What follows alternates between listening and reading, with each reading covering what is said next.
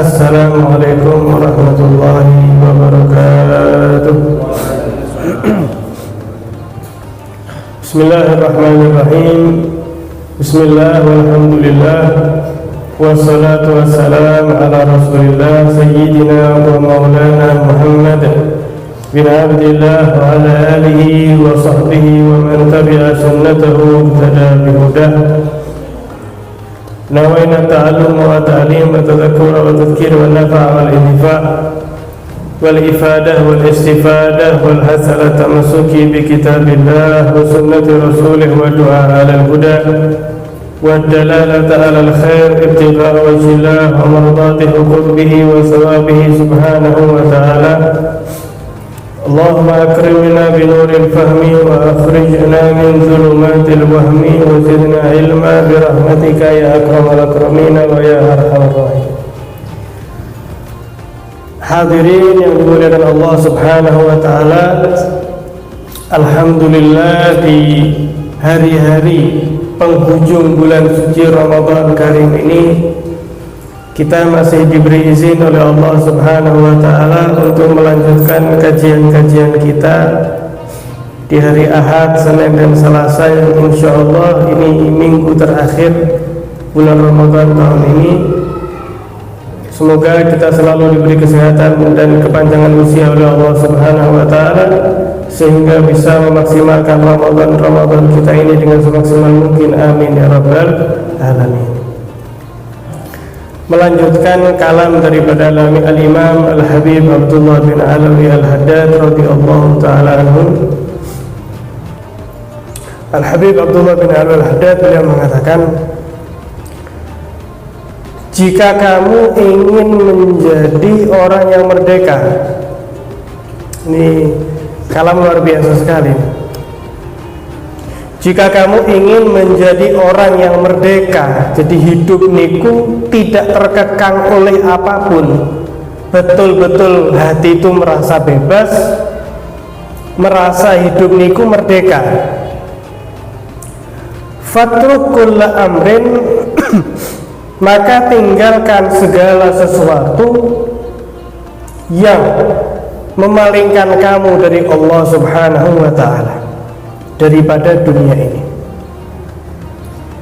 yaitu yang melebihi daripada batas-batas yang wajib untuk kita raih daripada dunia, seperti nafkah dan lain sebagainya. Karena kata beliau, in lam tatrukhu ikhtiyaran taraktahu ittiraran. Karena dunia ini, jika kamu tidak meninggalkannya secara sukarela, maka sama saja, pasti mau atau tidak, pada saatnya kamu akan pergi meninggalkan dunia secara dipaksa, yakni dengan cara dipanggil oleh Allah Subhanahu wa ta'ala, dengan cara meninggal dunia.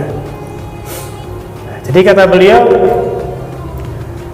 kalau kamu tuh pengen hidup tuh bebas, dalam arti tidak terkurung oleh dunia. Dunia niki banyak nggih. Dunia itu jabatan, dunia itu pamor, dunia itu harta. Nah, niku termasuk macam-macamnya dunia. Jika kamu ingin hidup merdeka, maka tinggalkan segala hal yang membuat kamu jauh dari Allah. Karena kalau kamu nggak mau meninggalkan sekalipun, yuk kamu bakal ditinggalkan oleh dunia. Karena dunia ini waktunya masih ada sampai kiamat, waktumu terbatas, selesai. Kamu ditinggalkan sama dunia tadi itu. Karena hadirin, kalau ingin kita pahami lebih dalam lagi, jabatan misalnya, jabatan itu tidak selalu menjadi hal yang baik. Bahkan seringkali jabatan adalah jurang bagi kita.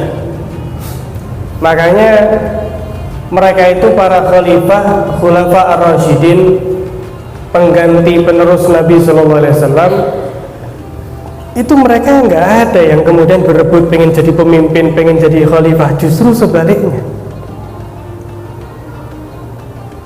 Nabi SAW wafat, Sayyidina Abu Bakar menyatakan kepada Sayyidina Umar, ya Umar, kamu yang menjadi khalifah, kamu lebih kuat. Kata Sayyidina Umar, tidak mungkin, kamu lebih mulia.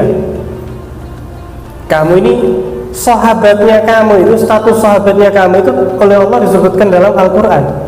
Idh qala li sahibihi la tahzan innallaha ma'ana. Sayyidina Abu Bakar itu kalau ada yang mengingkari kesahabatan beliau, kafir. Kamu lebih mulia wahai Sayyidina Abu Bakar. Kemudian kata Sayyidina Abu Bakar, tapi kamu lebih kuat, kamu lebih pemberani, lebih perkasa. Tetap Sayyidina Umar menyatakan, kamu lebih mulia wahai Abu Bakar. Kata Sayyidina Abu Bakar, kemuliaanmu ini ya didukung kekuatanmu juga. Jadi saling tawadhu, justru saling menyerahkan. Tapi karena banyak daripada hal, termasuk isyarat Nabi SAW, beliau diperintah untuk menjadi imam sholat subuh, maka beliau menjadi khalifah Sayyidina Abu Bakar. Setelah itu Sayyidina Umar, Sayyidina Utsman, Sayyidina Ali, itu saling takut untuk menjadi khalifah. Para ulama, para aulia zaman dulu juga sangat takut untuk menjadi qadhi itu, untuk menjadi pemimpin. Karena fadilahnya jika baik, bagus sekali. Satu hari itu pemimpin yang baik, pemimpin yang adil, satu hari itu diberi pahala seperti orang ibadah 60 tahun satu hari. Tapi kalau merugikan umat Nabi Muhammad SAW, resikonya juga dahsyat sekali.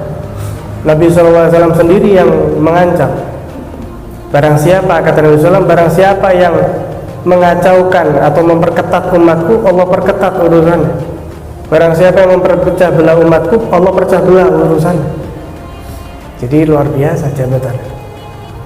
Kalau kita bahas dunia itu harta itu dikatakan halaluha hisab wa haramuha adzab. Dunia itu yang halal dihisab, yang haram diazab. Jadi nggak ada yang luput gitu. Orang dunianya banyak, ngantri ini nggih tambah lama itu. Orang-orang yang kaya nih, hadirin, itu dihisabnya panjang itu, lama sekali. Lu perlu dengan ini gitu. Semua yang Allah berikan itu dihisab. Saya kasih kamu untuk membeli rida ini, kamu pakai apa? Saya kasih kamu uang buat beli baju, kamu pakai apa baju itu? Sarung, kopiah, kitab, handphone, semuanya Allah bertanya satu-satu. Loh, semakin banyak harta kita, semakin lama ngantri itu. Diinterogasi dulu satu persatu. Jadi mereka yang para fuqara itu VIP justru. Di dunia ini kan yang kaya yang di VIP nggih. Waduh, di mana-mana VIP. Di jalan dikawal, yang lain ngantri, niki ndak ngantri, orang kaya di dunia. Tapi di akhirat kebalikan. Lu justru yang fakir, yang soleh, niku VIP. Mungkin sudah dada-dada, sudah siap-siap masuk surga. Ini yang kaya masih ngantri, masih panjang antriannya. Dunia fana sebentar, sehingga kok sangat merugikan sekali jika jabatan atau harta yang fana itu kemudian mengekang kita, mengatur kita tadi itu. Kadang tanpa kita sadari, hadirin, dunia itu menguasai kita, dunia itu merubah kita. Loh, kadang merubah karakter. Misalnya ini, Masya Allah, dulu zaman ini naik sepeda ontel, nek lewat niku tetangganya di sopo, nek lewat niku nih tetangganya di lewati misalnya Assalamualaikum di sopo, sambil noleh ramah. Punya sepeda motor lain lagi, gereng ya, sudah bukan noleh lagi, gereng ya. Assalamualaikum tadi nggak usah lihat ya, Assalamualaikum. Punya mobil, tambah lagi, sudah ada pakai Assalamualaikum lagi, tin lewat nih. Nah ini termasuk berarti dunianya itu mengatur dia. Ini berarti dunia mengatur, menguasai dia. Dia nggak bebas. Dia nggak sebebas dulu. Misalnya ada orang sebelum punya jabatan tinggi, wah bebas sekali, mau beli nasi goreng, mau ke pasar misalnya, mau bermain sama anak-anak kecil nggak masalah. Waduh, setelah terkenal misalnya, setelah jabatan tinggi mau ke pasar ya malu, mikir berkali-kali, paling nyuruh pembantu, nggak bebas. Mau ke sini takut, mau ke situ takut ada haters ya zaman sekarang ini.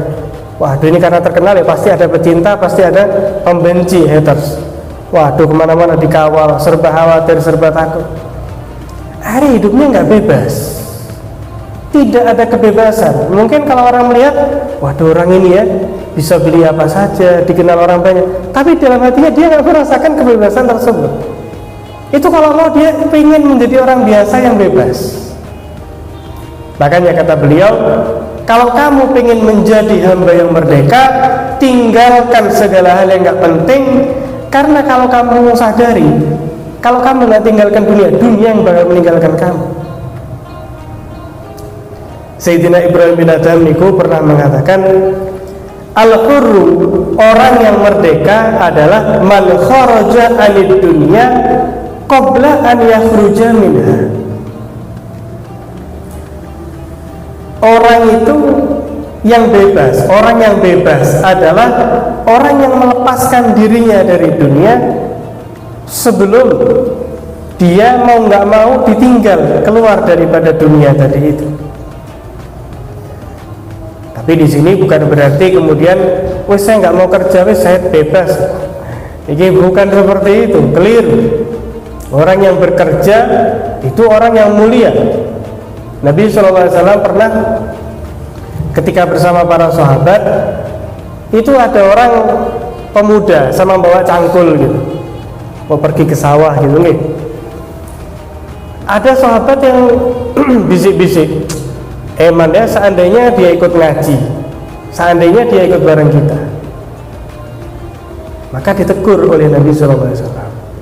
Loh, kamu tahu seandainya dia itu pergi bekerja semata-mata untuk mencukupi dirinya, mencukupi orang-orang yang wajib dia tanggung supaya nggak minta-minta, maka dia ada di dalam jalan Allah Subhanahu wa ta'ala, maka dia itu fisabilillah.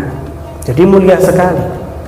Cuman di sini yang kita itu diingatkan, bahasa singkatnya ini nggak kedonyan, nggak bingung dengan dunia sehingga dikuasai oleh dunia tadi.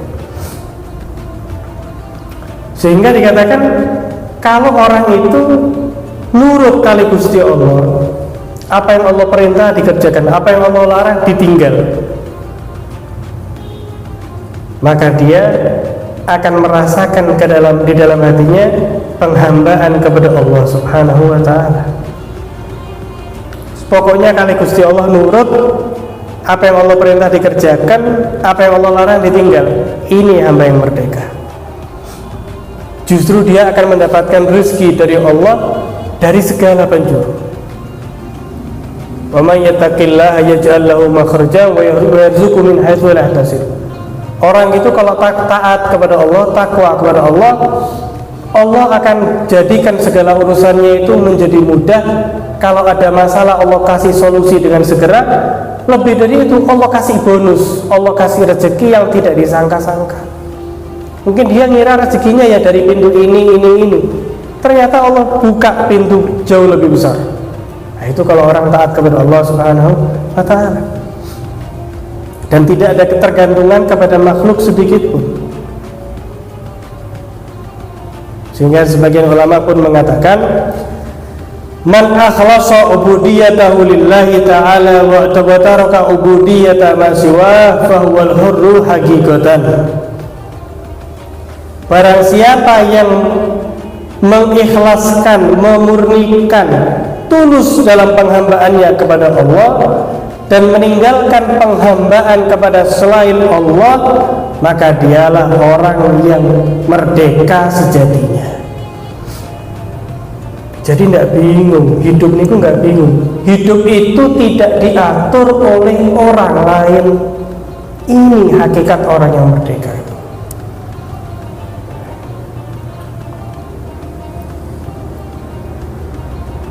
Sekalipun orang itu kerja ikut sama orang misalnya, itu dia juga menjadi orang yang merdeka. Memang dalam pekerjaan misalnya ada aturan-aturan yang ditentukan, bukan berarti dia menjadi budak, tidak. Tapi dia menjadi budak jika dia sudah melampaui dari itu, dengan dia lebih memprioritaskan atasannya dalam bekerja, namun menyampingkan Allah Subhanahu wa ta'ala. Misalnya dalam pekerjaannya nggak boleh sholat misalnya. Oh iya wis, nggih misalnya, nggak sholat demi ridho daripada atasannya. Atau mungkin sebenarnya boleh diberi waktu, diberi tempat, malahan kasih musola. Tapi waduh, ini kalau saya sholat pekerjaan saya jadi nggak maksimal, ini jadi nggak bagus. Nggak usah sholat, dikerjakan semata-mata demi mendapat ridho daripada bosnya itu, yang tidak dia sadari kelak pada akhirnya Allah akan jadikan atasannya atau bosnya atau pasangannya yang dia jadikan ridho dengan menyampingkan Allah, Allah jadikan hati mereka itu akan menjadi tidak ridho kepada dirinya. Nabi SAW beliau pernah menyatakan, man asqatallaha fi ridwan nas sakhatallahu wa asqata alaihi man ardahu. Barang siapa yang membuat Allah Ta'ala murka semata-mata untuk menggapai ridhonya manusia, wis yang penting atasan saya ridho, yang penting bos saya ridho, maka Allah akan murka kepadanya. Dan Allah itu kan yang menguasai hati, Allah yang mengontrol hatinya semua. Allah akan jadikan hatinya orang itu nggak suka sama dia. Misalnya orang ini rela nggak sholat, yang penting kerja. Bosnya bakal Allah kasih pikiran, bosnya bakal mikir, loh kamu nggak sholat? Enggak bos, saya ini memaksimalkan. Kalau saya sholat nggak selesai. Mungkin awal-awal bosnya masih, oh iya. Nanti lama-kelamaan bos akan mikir, nah kalau Gusti Allah aja berani ditinggalkan sama dia, loh Allah aja berani dibohongi, berani ditinggal perintahnya, apalagi perintah saya. Wah nggak bener, berarti ini pegawai nggak bener, diputus, dipecat. Allah akan jadikan orang yang dia harap ridhonya itu bakal murka kepada dia. Loh Allah niku maha mengontrol hati daripada hamba-hambanya. Namun sebaliknya hadirin, jika mungkin orang itu ingin menggapai ridho Allah sampai mungkin membuat orang lain itu murka, maka Allah akan jadikan orang tersebut menjadi ridho dan menjadi cinta kepada dia. Misalnya ada orang kok punya istri, misalnya nggak mau pakai jilbab, nggak mau pakai kerudung, padahal itu kan perintah Allah, dan suami harus harus memerintah. Suami akan diminta pertanggungjawaban oleh Allah Subhanahu wa ta'ala. Misalnya suaminya tegas, lu jangan, kamu harus pakai jilbab, harus pakai kerudung, kalau enggak saya nanti yang bakal diazab. Istrinya nggak suka, misalnya istrinya nggak suka, ngamuk-ngamuk, ngambul, ngambek, muring-muring kepada suaminya. Tapi Allah ridho apa tidak? Ridho. Kan dalam rangka meraih ridho Allah. Meraih ridho Allah, tapi akibatnya manusia menjadi nggak suka, jadi murka. Tapi apa efeknya? Ardo anhu, Allah akan ridho kepada dia, dan Allah akan menjadikan orang tersebut, yaitu pasangannya, akan ridho dan akan semakin cinta kepada dia. istrinya akan berpikir lama-kelamaan, waduh iya ya, yo ini suami yang betul ya, model yang kayak gini. Dia nggak rela saya masuk ke dalam neraka. Suami saya ini tidak mau melihat saya menangis menjerit karena diazab panas di neraka, sehingga saya dipaksa menggunakan kerudung. Wah ya, ini lelaki sejati. Tambah cinta saya. Waduh, tambah jatuh cinta saya. Ini cinta beneran berarti. Allah jadikan dia cinta justru, sekalipun awalnya muring-muring. Kenapa? Karena yang diharap hanyalah ridho Allah Subhanahu wa ta'ala. Jadi seperti itu hadirin. Ya, itu baru orang yang orang yang merdeka.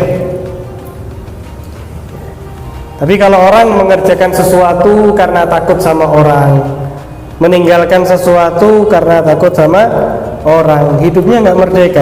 Itu orang hidupnya tidak merdeka sama sekali. Itu orang yang cinta sama dunia seperti itu. Dia akan diperbudak oleh dunia itu sendiri. Takut misalnya, takut. Mau apa-apa takut misalnya. Mau sedekah misalnya takut. Karena dia cinta dunia, dia akan merasa takut. Waduh, ini saya sedekah, nanti gimana nih tabungan saya? Nanti gimana ini dan itu. Hidupnya nggak merdeka. Tapi orang yang nggak cinta sama dunia, ya, secukupnya saja, dia akan paham betul loh, ini harta saya, dan saya sedekahkan ini pun menjadi tabungan saya untuk kelak di akhirat, merdeka akhirat. Al-Imam Al-Ghazali beliau pernah menyatakan, man ahabba syai'an tami'a fi tahsilih. Orang itu kalau cinta sesuatu, maka dia akan menjadi rakus di dalam mendapatkan sesuatu tersebut. Misalnya kok cinta sama uang setengah mati, maka dia akan segala cara dia pakai untuk menghasilkan uang. Wa mata tami'a fi kana abdahu. Dan kalau dia sudah tamak kepada dunia, maka dia akan menjadi budak daripada dunia tersebut. Misalnya kok naudzubillah nggih niki kan mendekati 2024. Cinta jabatan misalnya setengah mati, maka segala cara dikeluarin,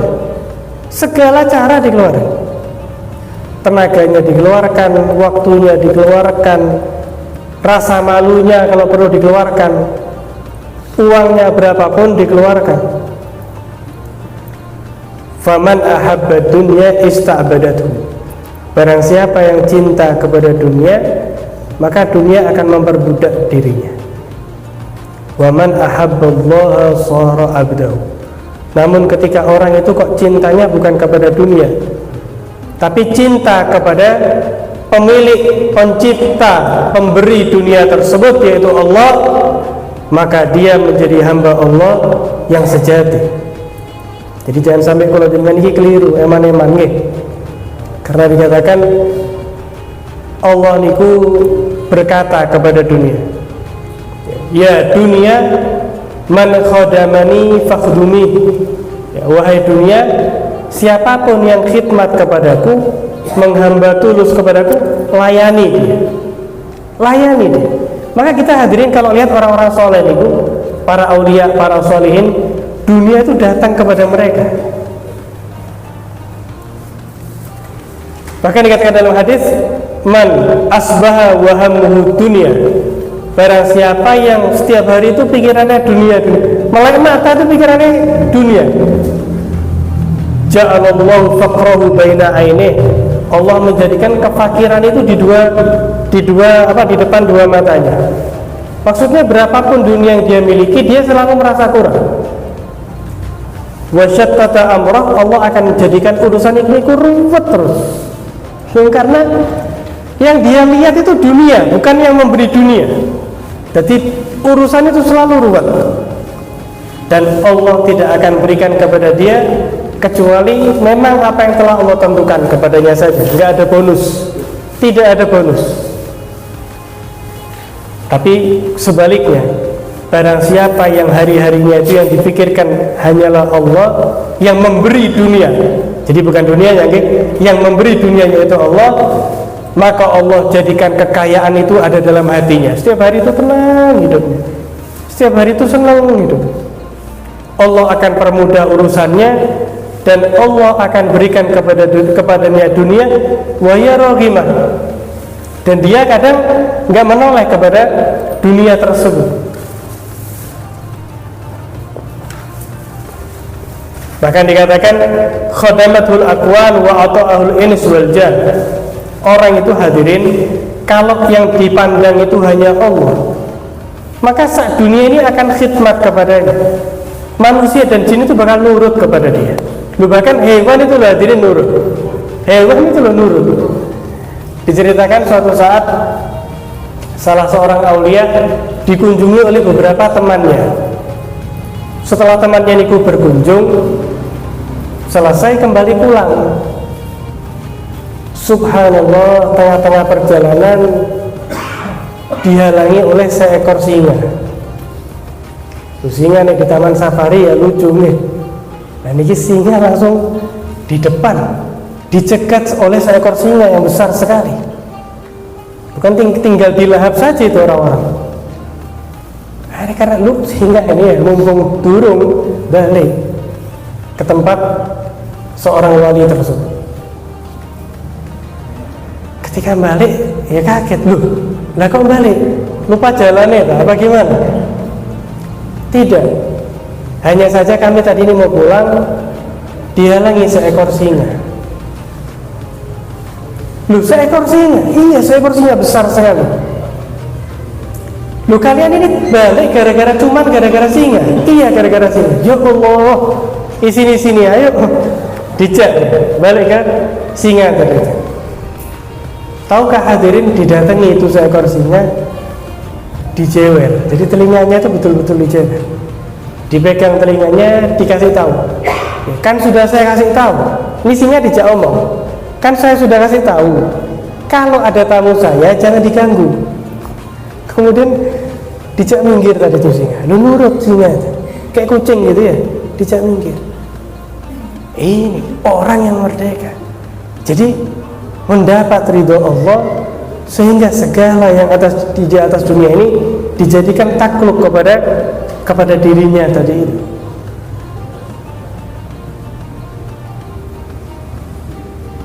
Wa man ta'allaqa qalbuhu bil makhluqin ata'a lahum wa khada'a li hawahum. Orang itu kalau hatinya takluk kepada makhluk, maka dia akan semakin tunduk kepada makhluk tersebut, dan dia akan mengikuti patuh kepada makhluk tersebut. Dia akan bekerja sesuai keinginan daripada makhluk tersebut. Jadi nggak ada kebebasan. Ya, hari-harinya itu dikontrol oleh orang tersebut. Misalnya kalau zaman sekarang ada suami takut istri misalnya, ini berarti perlu dikencengi lagi. Nah, perlu dikencengi lagi dalam arti dipertimbangkan, jika memang itu permintaan tidak membuat Allah murka, bismillah, kita berikan untuk menyenangkan, menggembirakan hati mereka, dan itu pun termasuk ibadah, menggembirakan istri. Tapi jika itu ternyata mengenyampingkan hal yang baik, jika misalnya kalau waktunya terawih dijak jalan-jalan, ini kalau dikatakan kalau hatinya cinta kepada pasangan itu lebih besar daripada cintanya kepada Allah, Allah itu maha cemburu hadirin. Kalau ada hambanya itu cintanya condong lebih kepada selain Allah, Allah rusak hubungan tersebut. Allah jadikan dia sadar bahwa tidak ada yang lebih pantas mendapatkan cinta yang lebih besar dari dirinya melainkan Allah Subhanahu wa ta'ala. Kayak segitiga nggih, kalau kita gambar niku kayak segitiga. Gusti Allah, suami dan istri. Semakin suami istri itu mendekat kepada Allah, terbayang nggih segitiga suami istri. Semakin mereka itu berusaha mendekat dengan Allah bersama-sama, Masya Allah, terawih bareng misalnya, iktikaf bareng, haji umroh bareng, buka bersama bareng, ibadah bareng, bersama-sama pengen semakin dekat dengan Allah, maka mereka itu yang satu dengan yang lain akan semakin erat, semakin dekat hubungannya sampai kepada surga Allah Subhanahu wa Ta'ala. Tapi kalau justru sebaliknya, jadi hubungan mereka itu justru melawan apa yang Allah cintai, maka mereka akan semakin menjauh, waliyatubillah min dzalik. Sehingga kenapa kok banyak daripada pertikaian, perceraian? Karena yang satu dengan yang lain, mohon maaf, tidak saling mendukung, tidak saling memberi ajakan untuk menggapai ridho Allah Subhanahu wa Ta'ala. Juga hadirin dikatakan di antara kiat-kiat kita itu supaya nggak tergantung sama orang, dikatakan yanbaghi lil akil an yahdhira min al-i'tida' alal akhar. Hati-hati, jangan sampai punya musuh, jangan sampai berbuat salah kepada orang lain. Karena dikatakan orang itu kalau sudah punya salah, dia meminta maaf, dikatakan dia akan ada di genggaman orang tersebut, dia akan berada di dalam aturan orang tersebut. Sehingga disebutkan dalam sebuah hadis, iyyaka wa ma yu'tadzaru minhu, hati-hati kamu dari perkara-perkara yang menyebabkan kamu meminta maaf, meminta uzur. Dalam riwayat yang lain, unzur ila ma yu'tadzaru minhu minal qawli wal fi'il fajtanibhu, perhatikanlah hal-hal yang membuat kamu minta maaf daripada ucapan atau perbuatan. Nah, hati-hati, tinggalkan hal tersebut. Juga salah seorang soleh, beliau menyatakan salasatun min a'lamil kamal, ada tiga hal niki hadirin ciri-ciri orang yang akalnya niku sempurna. Seorang lelaki sejati itu tidak luput, pasti memiliki tiga perkara ini. Yang pertama adalah waznul kalam qabla tafawuhi bihi, yaitu dia menimbang-nimbang perkataannya sebelum diucapkan. Nah, ini lelaki sejati nih. Jadi berpikir sebelum berbicara, bukan berbicara baru dipikir. Ngomong ceplos-ceplos, ngomong semuanya baru mikir. Nyesal, sampai rumah baru nyesal. Iya, lalu apa tak ceritani? Ada apa tak bilang gitu? Lalu keliru. Harusnya difilter dulu, kita filter dulu. Ini diomongkan apa enggak ya? Bermanfaat atau tidak ya? Ini ucapan jujur atau tidak? Ini merugikan orang lain, menyakiti orang lain atau tidak? Difilter. Yang kedua, wa mujanabatu ma yuhwiju ilal i'tiraf, yaitu dengan dia meninggalkan hal yang membutuhkan permintaan maaf. Nah, ini jangan sampai menyakiti orang, jangan sampai merugikan orang sehingga mau nggak mau membuat kamu meminta maaf. Kemudian yang terakhir, wa tarku ijabati safi hilman anhu, yaitu tidak menjawab ocehan atau ucapan orang yang menghinanya, mengejeknya semata-mata karena kesabaran yang ada pada dirinya. Seperti itulah Sayyidina Ali Zainal Abidin bin Husain bin Ali bin Abi Thalib. Beliau pernah suatu ketika keluar dari masjid, niki cucunya Kanjeng Nabi, orang alim, orang wali, ahli ibadah, komplit nih. Keluar dari masjid, ada salah seorang mengawal beliau. Oh, kamu ini ya, Ali, kamu tuh memang ini, pokoknya entek resik lah ibarat. Wes dilihat toh oleh beliau Husain bin Ali. Wes capek orang tersebut menghina, beliau menyatakan alhamdulillah jazakumullah khair, matur suwun. Apa yang jenengan belum ucapkan dari kejelekan saya itu masih banyak sekali, masih banyak. Terima kasih ya sudah mengingatkan saya. apakah ada keperluan yang mungkin saya bisa bantu? Ketenggengan nih hadirin, tidak bisa ngomong. Ini dielok loh ini, bukan disanjung. Kemudian Sayyidina Ali melepas jubah beliau, dipakaikan kepada orang tersebut. Nangis tersungkur, orang tersebut langsung menangis, langsung tersungkur seraya mengatakan, asyhadu annaka min auladi Rasulillah sallallahu alaihi wasallam. Saya bersaksi memang jenengan iku Sayyidina Ali betul-betul cucunya Kanjeng Nabi Muhammad sallallahu alaihi wasallam, sehingga mudah-mudahan dengan kajian kita sore hari ini kita menjadi hamba yang merdeka sejati, bukan hamba yang diperbudak oleh dunia. Kita memposisikan dunia dengan dunia, yaitu hanya di tangan kita, tidak kita izinkan untuk masuk menguasai hati kita, sehingga kalau sudah masuk ke dalam hati akan masuk ke dalam pikiran kita dan sangat mempengaruhi sekali dalam pola hidup kita. Nauzubillah min dzalik. Semoga yang sedikit ini bermanfaat. Wassallallahu ala sayyidina Muhammadin wa ala alihi wasallam. Assalamualaikum warahmatullahi wabarakatuh.